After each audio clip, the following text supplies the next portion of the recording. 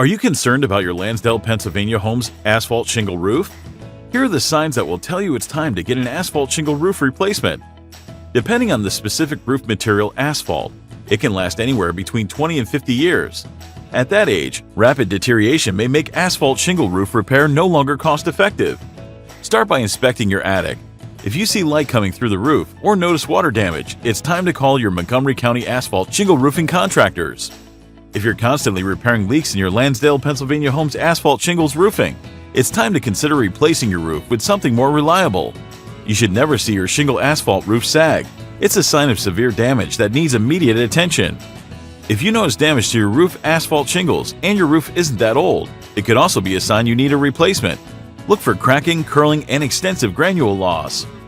When you have any of these signs, call Baines Roofing at 215-855-ROOF to schedule a free estimate. We're your Lansdale, Pennsylvania roofer with the best asphalt shingles and flawless installations.